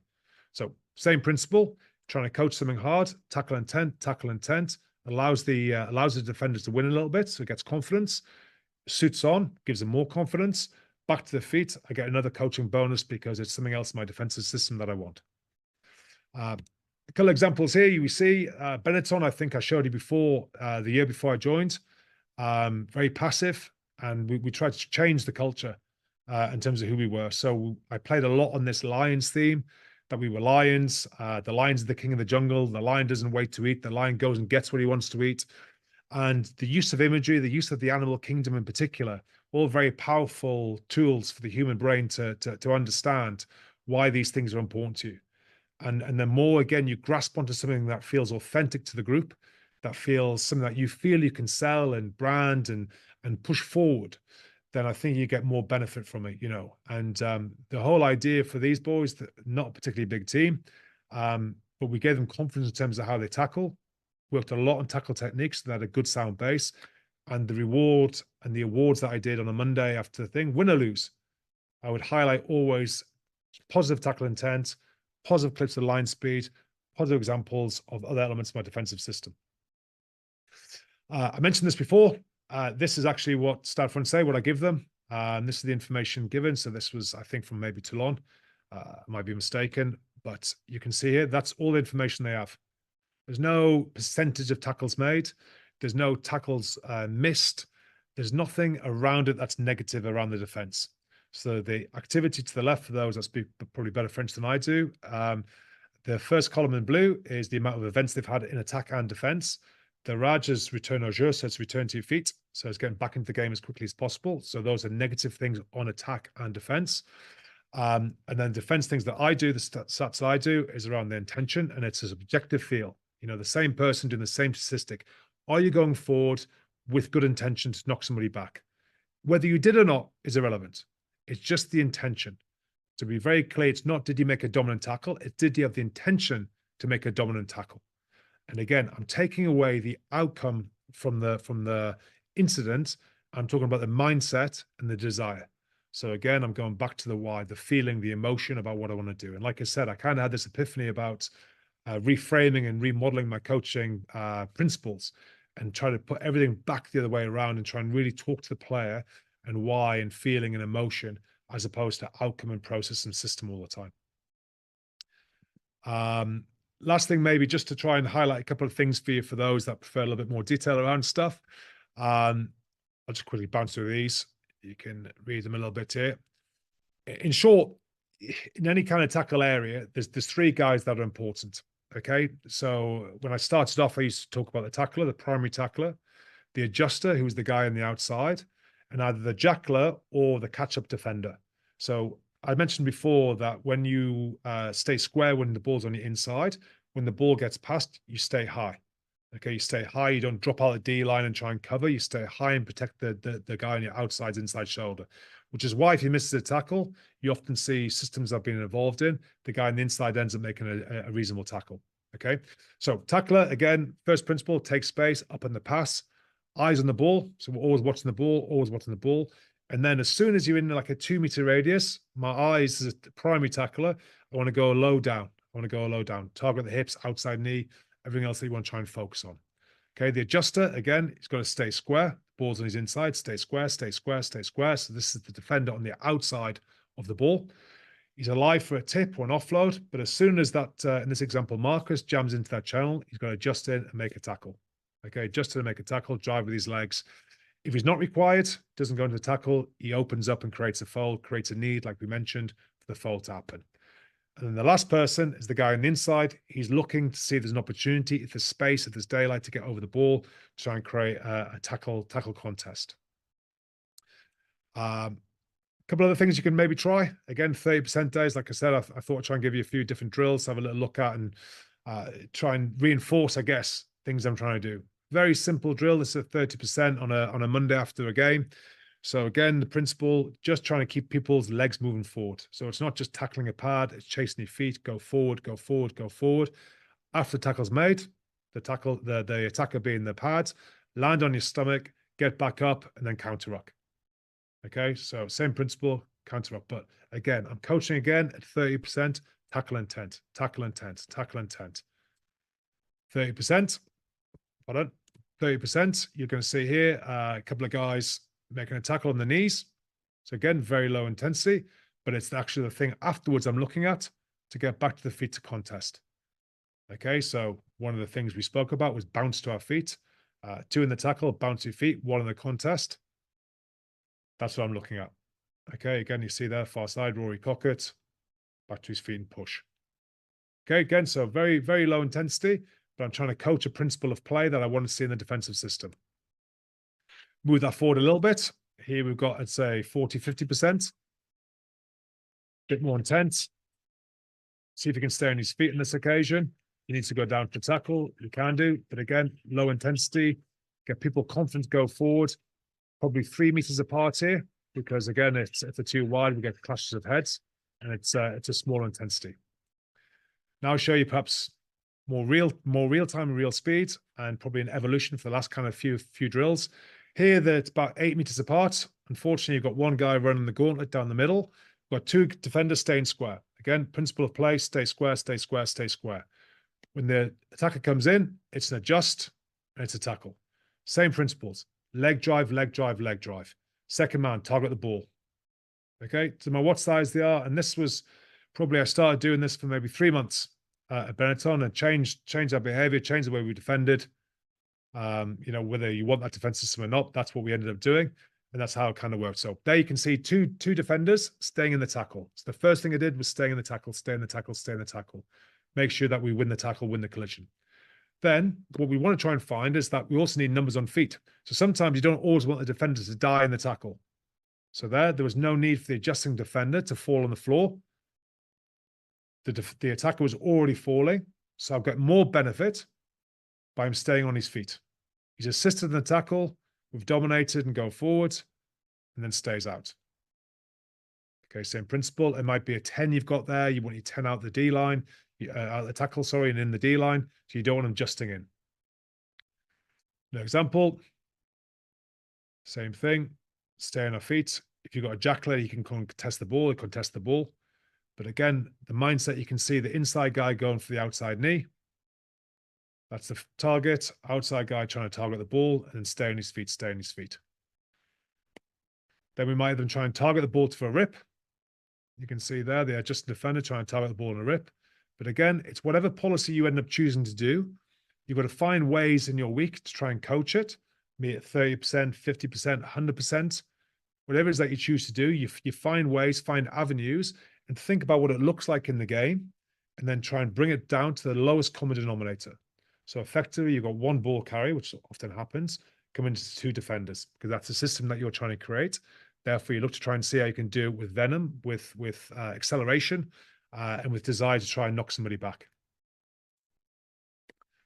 Okay, and then the final thing, just to show you an example, perhaps the evolution that you're seeing in a lot of international teams in particular now, is what happens after the tackle. So this is what we call tackle fights or battle after the tackle.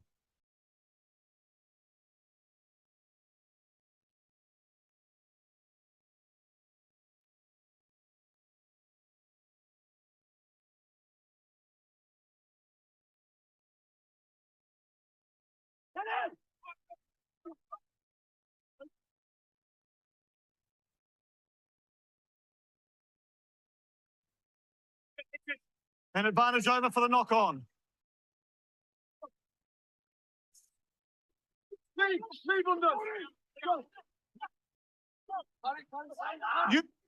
So hopefully there, so example, didn't try not to talk over it, but you can see whether it was a 7, whether it's a 5, whether it's a 1, whether it's a 10, the desire or the principle of play, you can see by what they're trying to do that every time after the tackle, they're trying to create a contest at the ruck.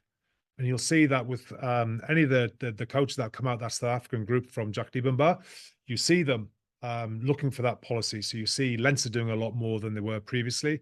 You see England doing a lot more than they were before with Kevin. And you see obviously South Africa doing a lot more. So they're tight, they rush, they hit hard, and they try and create chaos at the ruck to allow their foe. Because they're so tight, they need to get numbers back on their feet as quickly as possible. So final thing just to show you, and it's almost every year this is replicated in terms of why defense is so important, why you've taken time out of your days to listen to me talk, is URC. The first column is how many tries have conceded during the season, and the second one is their ranking. Now, this one is the most erratic, but if you look at the top 4 teams, you've got 1, 2, and 3, the best defenses in the top 4. Okay, so the Bulls got through with rank 8. The Storm was a 4th, out with 5th. So in the top 5 teams, you've got the top 4 defending teams. Okay, if you look at the Premiership, again, a little bit more similar. Leicester have actually conceded a little bit less, but again, you get in the teams that with the best defenses are finishing towards the top. And almost perfectly fitting for the final thing is in the top 14, the top 6 defenses knocked into the playoffs. Okay, so almost in any league, any competition, over a quarter time, over the longer period, you're going to find teams with the best defense will end up towards the top. Toulouse, as you can see, you've got the worst defense, but they did score 103 tries. So they scored a lot more tries than everybody else. We only scored about 52. So they scored double the amount of tries that we have. And we finished 1 point behind them in the regular season. But you can see almost clear as day there that the teams with the better defenses end up being towards the top, irrespective of their attack situation. Okay, so I appreciate a few technical errors, guys. So I apologize for that. Hopefully you found some things informative. Obviously now open to some questions. I'll get off the screen. And if I can answer anything or anything you want to ask me about, then obviously more than willing to help. Thanks, Paul. We've had some questions coming in whilst you've been speaking, so we'll just jump straight in. You've spoken quite a lot about tackle technique, tackle intent, aggression. How would you implement that into a kind of school setting, the younger generation? How can you really get them to buy into being more aggressive? I think obviously depending on the age group that you're coaching, I think the first thing is to be careful with our language. We know language is important. Okay, so how we sell things is important. So the first thing, it's important to give them good, safe tackle technique. Okay, good, safe tackle technique. So look at some of those things on the left-hand side. You're looking at those elements. You would then look at trying to create language about maybe working, driving with your legs, following through, finishing on top. So I'd probably change my language about being tackle intent. It might be about finishing on top. It might be about working with my feet, keeping my studs in the ground.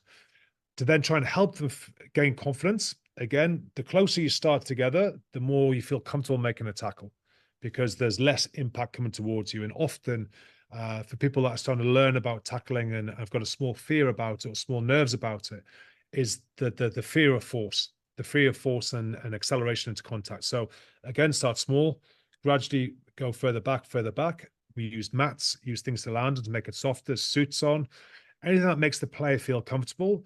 And then you want to try and make it slightly chaotic, but still in control. Because what happens, I find, is if, for example, you do a tackle drill against like a sausage, like a tackle bag, right? And you make one against that, and you go back and make another one. And then the drill is tackle 1, tackle 2, and get back to the line each time. But on the third one, there's somebody going to run and you've got to make a tackle.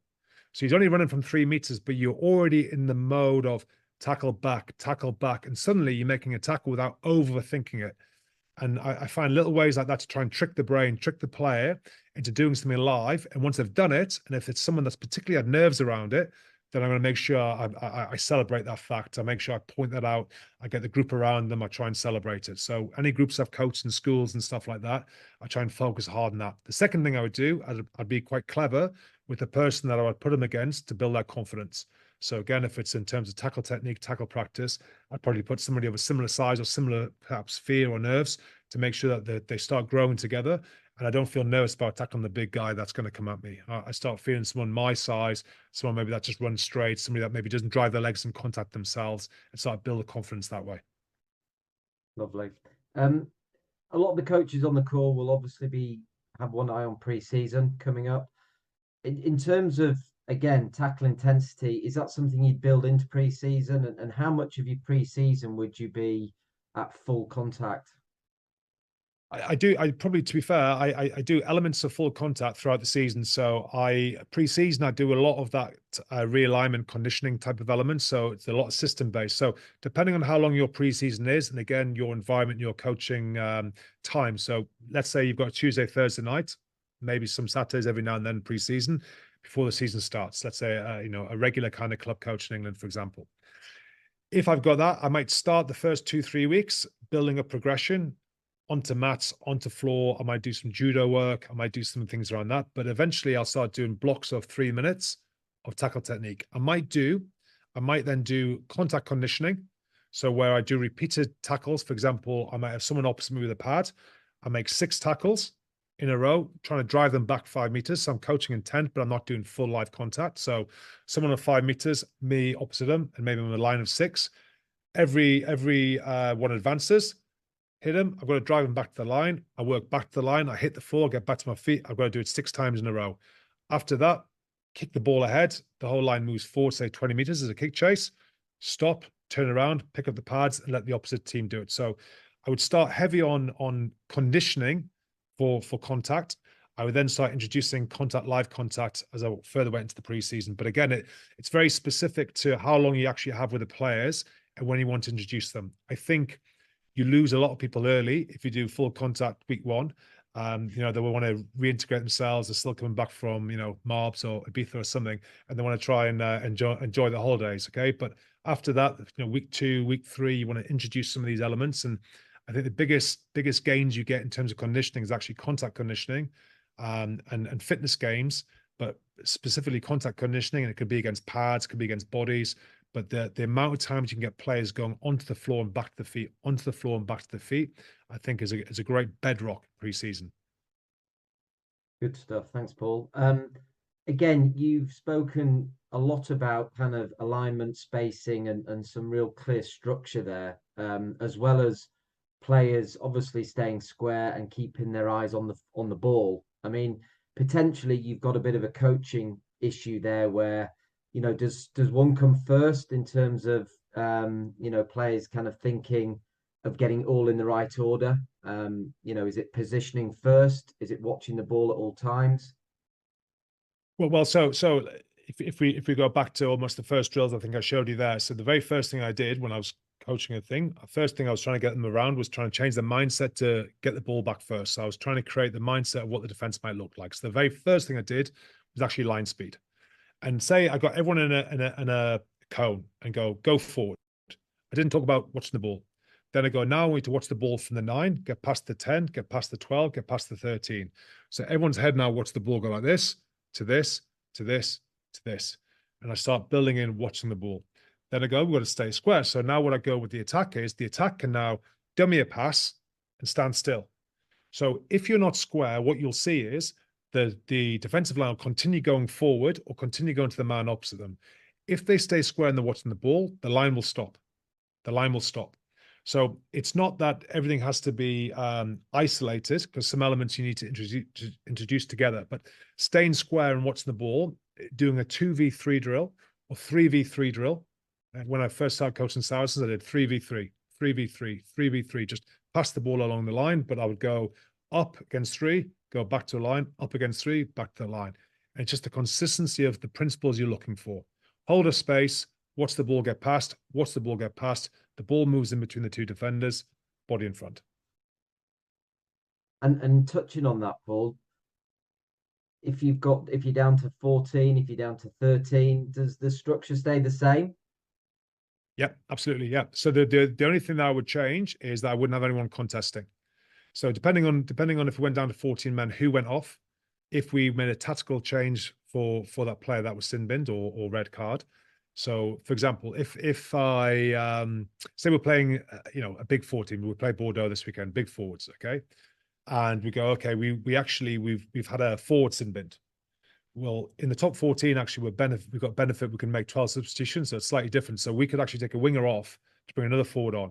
So now I've got a different situation in terms of my defensive organization, but the principles of defense and phase defense, so not going from set piece, remain the same. Stay square, watch the ball. The thing that's removed We'll be on there in French. It's like tout le monde debout. We want to keep the world on the feet. So we don't want to contest the ball. We don't want to contest the ball. So we want to make sure that we hit. Tackler only goes through the ruck if you can. Everyone else round. There's no one looking. There's no inside guy going for the ball. Other thing I would do is normally my 9 sits behind the line is my 9 steps into the line. So I try and get them into the line a little bit more at second, third defender. But the principle of play is identical. Again, I think the easier you make it for the players, the more likely you are to see transference and fast transference as well. Good stuff. At the start of your presentation, you talked about player traits. A bit of a kind of general question, but what was the biggest, would you say, the biggest defensive player traits between the Premiership and rugby out in France?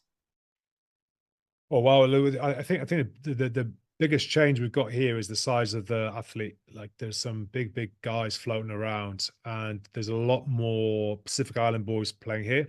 So in terms of defensive threat against us, we've got guys that can go through contact well, guys that free their hands a lot.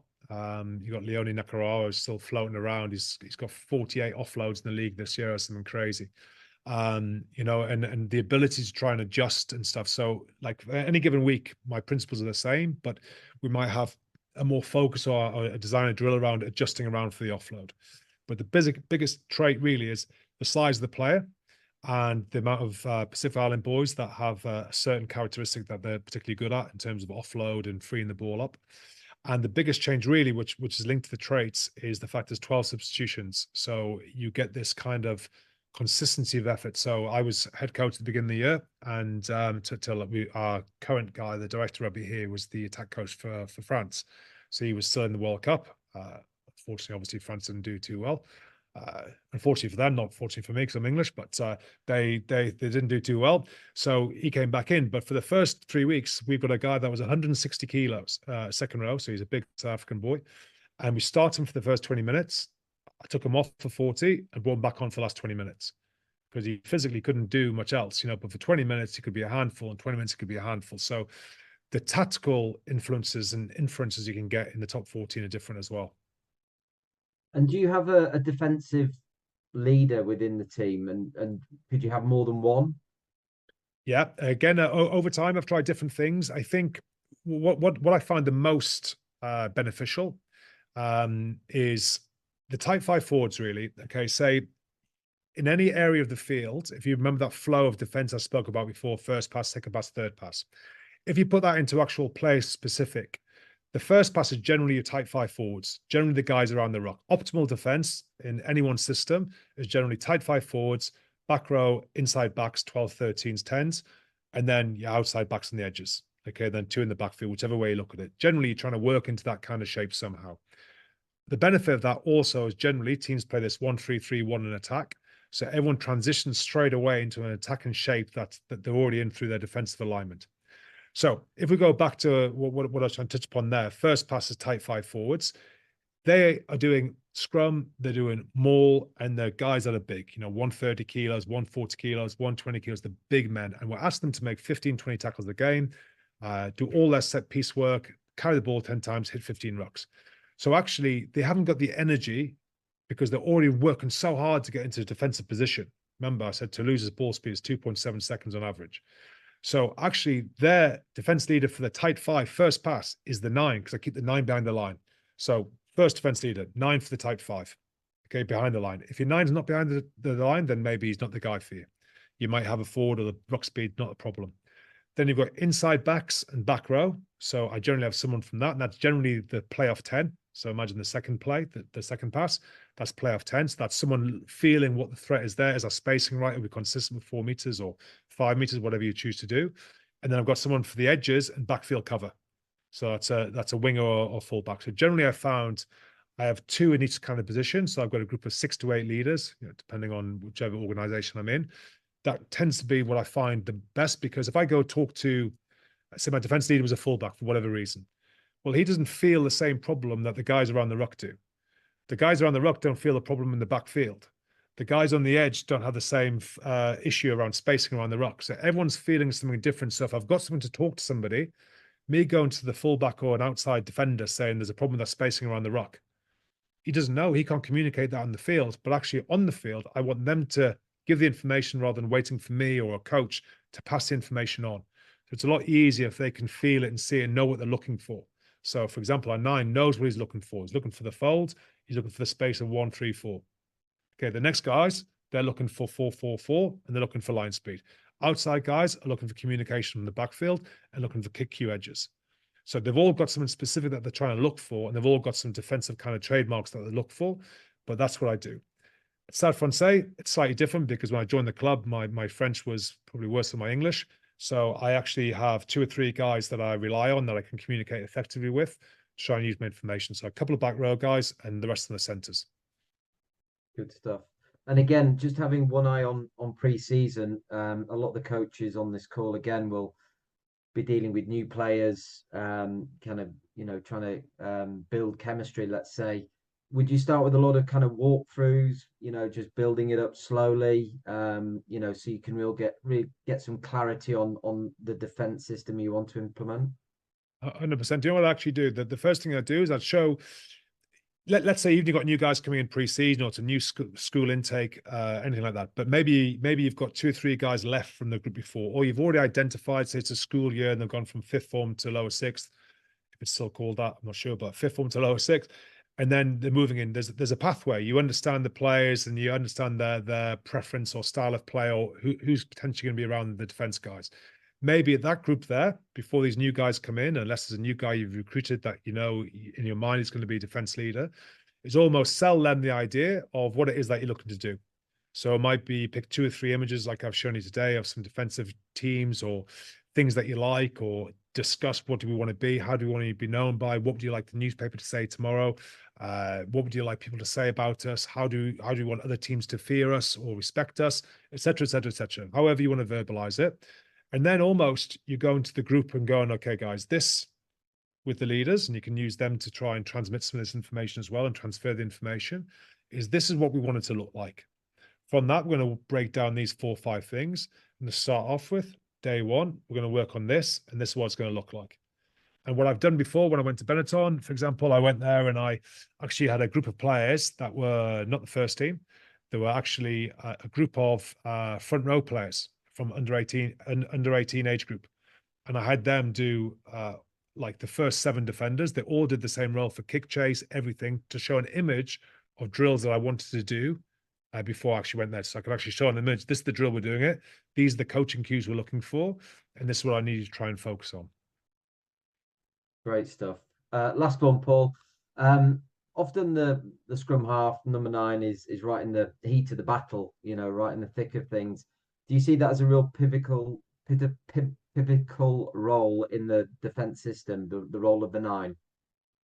Yeah, like, so I think there's probably there's 3 positions the 9 tends to end up in. Okay, so some teams, because of line out, really, is the 9 ends up staying on the edge. So the 9 ends up staying second last to last. So some teams keep the 9 in the trams in the 5 meter, and then he stays there as the ball moves away. He might come a little bit just to check for like a short kick over the top, then works back to the edge. So some teams you'll see do that. So he's actually, his actual strength or his asset to the team is maybe a little bit more speed. He uses his voice to control the forwards on the inside, but actually his asset is communication. So you're not actually going to be in and around tackling so much. He's going to be that FBI, force the ball back in as much as he possibly can because he doesn't want to tackle, and he wants the forwards to do it. You then have 9s, and particularly you'll see this in New Zealand and Australia, is you'll see the 9 sits behind the line when they play the ball from the edge. Okay, when they go in from the edge, so this is now a 15 to 20 meter ruck, the 9 steps in, either first defender or second defender. And the reason being largely is it means that the outside guys don't have to work in as much to get their width back. So when they're all rush, they can stay square and straight and then just literally move laterally out 2 more meters instead of coming in to adjust and then back out. The second point is the 9 himself, a second defender there, the ball is normally played 9 to 10.